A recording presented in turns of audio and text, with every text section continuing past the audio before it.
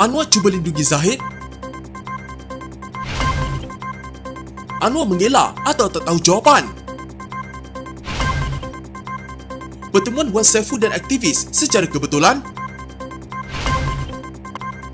Malangnya Hadi, Muhyiddin dan Hamzah tak hadir parlimen.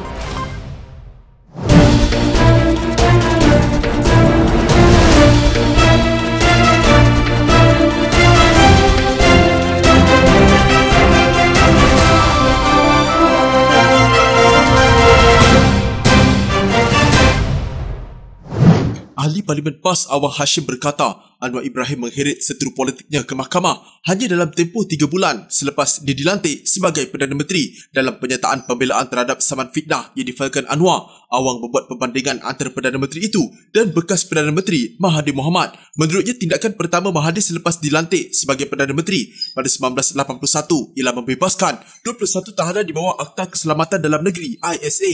Katanya operasi lalang yang menyaksikan penahanan ahli politik kerajaan dan pembangkang hanya berlaku 6 tahun selepas Mahathir memegang jawatan itu. Sebaliknya, katanya seteru politik Anwar dihadapkan ke mahkamah dalam tempoh 3 bulan selepas dia dilantik sebagai Perdana Menteri pada 24 November 2022. Jika dibandingkan tindakan kontroversi yang dibuat oleh kerajaan Tun Mahathir ketika itu dengan tindakan kontroversi yang dibuat oleh kerajaan plaintiff ketika ini, jelas menunjukkan bahawa dari segi jangka masa, kerajaan Tun Mahathir melakukan operasi lalang hanya 6 tahun selepas Tun Mahathir dilantik sebagai Perdana Menteri, walhal pertuduhan terhadap seteru politik dibuat oleh plaintiff hanya dalam tempoh 3 bulan daripada tarikh pelantikan beliau sebagai Perdana Menteri, katanya. Defendant mendakwa bahawa pertuduhan jenayah terhadap bekas Perdana Menteri Muhyiddin Yassin dan Ahli Parlimen Bersatu Wan Saiful Wanjan bercanggah dengan dakwaan Anwar bahawa dia tidak mengamalkan politik dendam. Awang mendakwa kes jenayah itu berlaku selepas plaintiff mengeluarkan kenyataan pada 5 Disember tahun lepas dengan mendakwa Perikatan Nasional dibiayai syarikat judi dan berlaku penyalahgunaan dana dalam projek Jana Wibawa. Ahli Parlimen Penang itu juga berkata Anwar telah berhenti membuat kenyataan berhubung peranan Presiden UMNO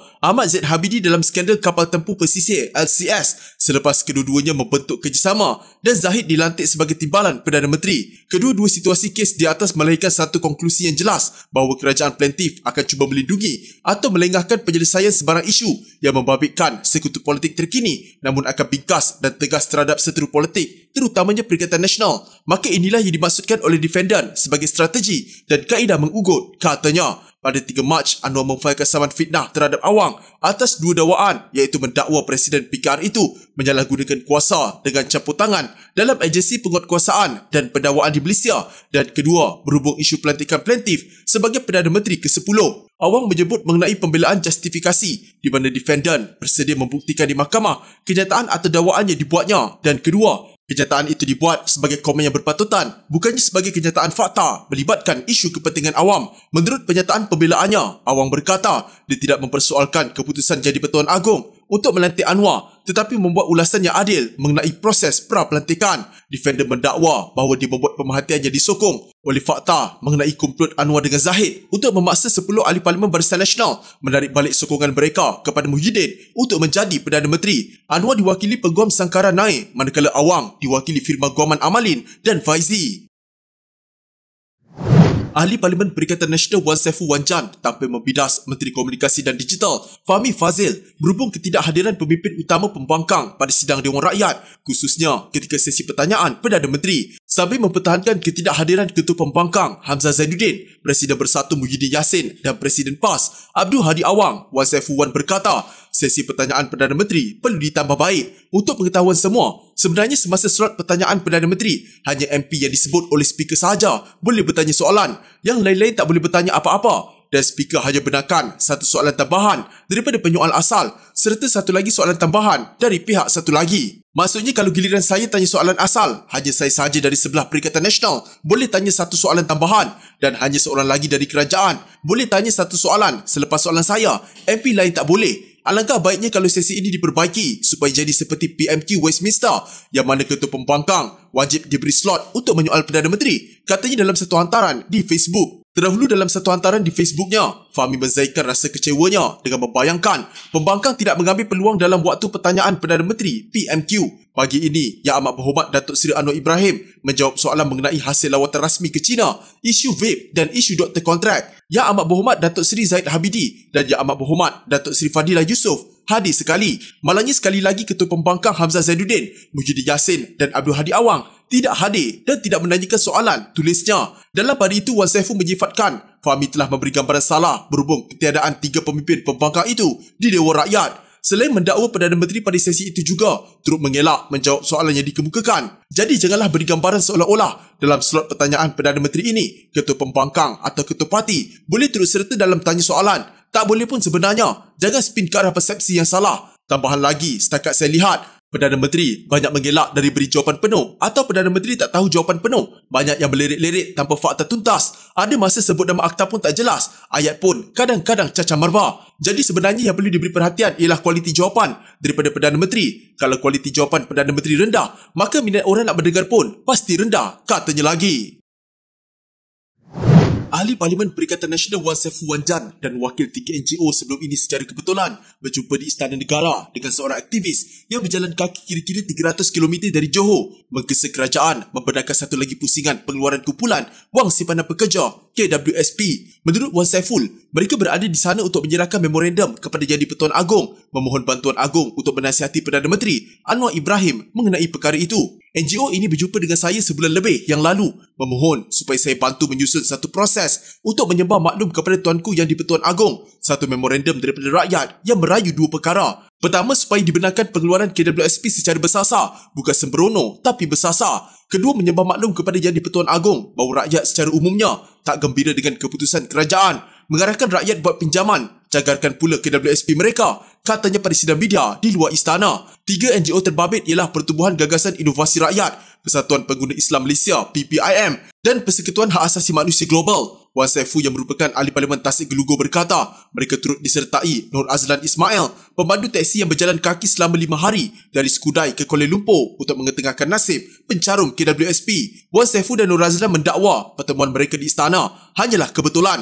Menurut pemimpin Perikatan Nasional itu, dia telah memohon janji temu dengan Istana Negara sejak pertengahan Mac lalu dan selepas mendapat tarikh, Nur Azlan secara kebetulan mula berjalan ke istana pada 28 Mac lalu.